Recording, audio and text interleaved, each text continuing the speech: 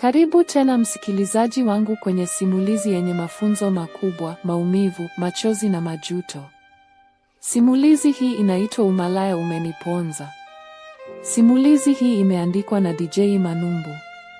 Na mimi ni Binti Zuri. Hii ni sehemu ya pili. Tega masikio yako, simulizi inaendelea kusonga mbele.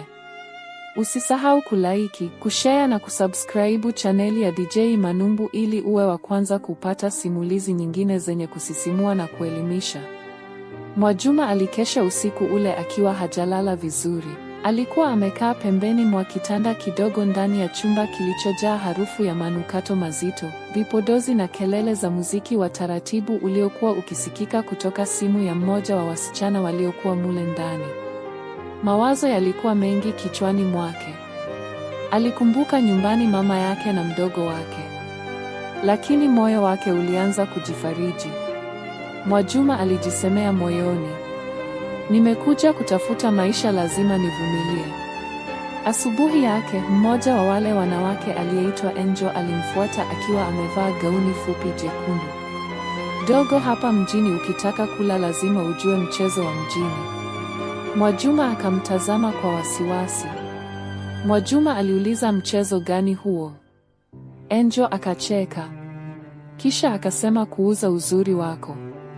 Mwajuma akashusha macho chini.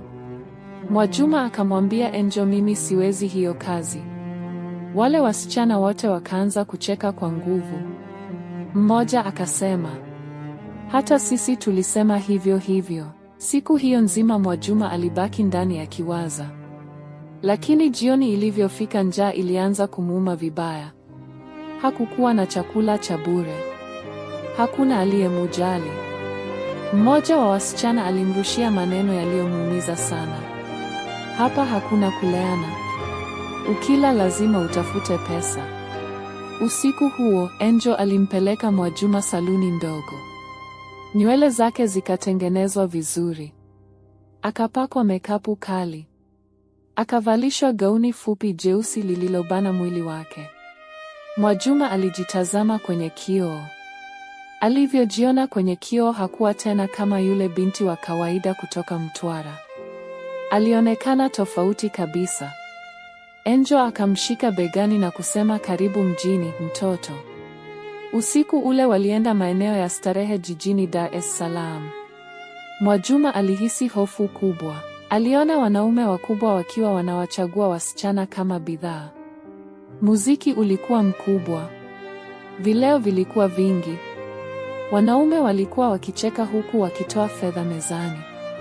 Mzee mmoja mnene aliyekuwa amevaa suti nyeusi alimuita Mwajuma. Njoo baby. Mwajuma alitetemeka. Alimutazama Angel kwa hofu.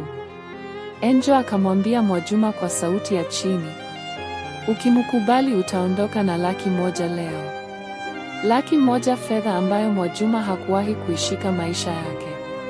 Tamaa ilianza kuingia moyoni. Polepole Mwajuma akamfuata yule mwanaume.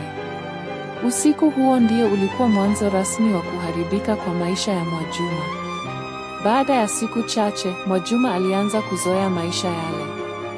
Fedha zilianza kuingia.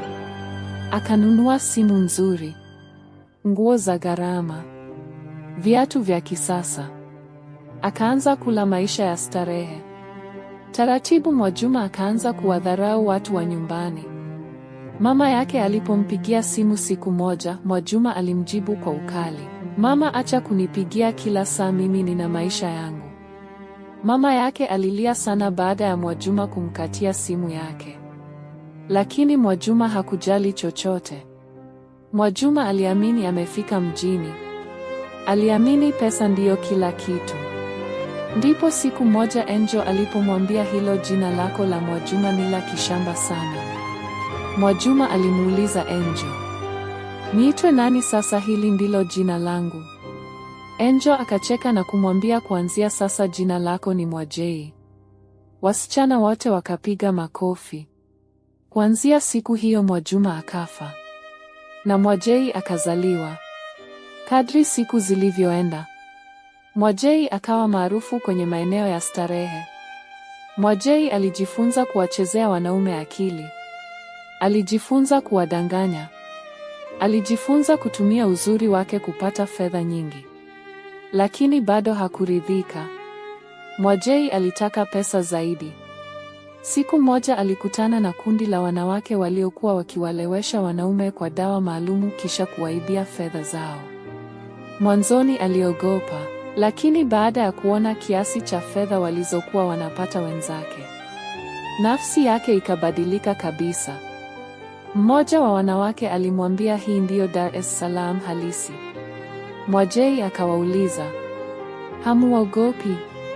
Wakacheka na kusema, mjini mwenye huruma anakufa maskini. Maneno hayo yakaanza kuingia moyoni mwake kama sumu. Na hapo ndipo Mwajei alianza kuingia kwenye giza kubwa zaidi.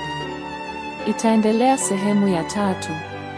Kama umeipenda simulizi hii usisahau kulike, kushare na kusubscribe hii chaneli ya DJ Manumbu, ili usikose sehemu zinazofuata za simulizi hii kali na yenye mafunzo makubwa. Mimi ni Binti Zuri, tukutane sehemu ya 3. Asante sana.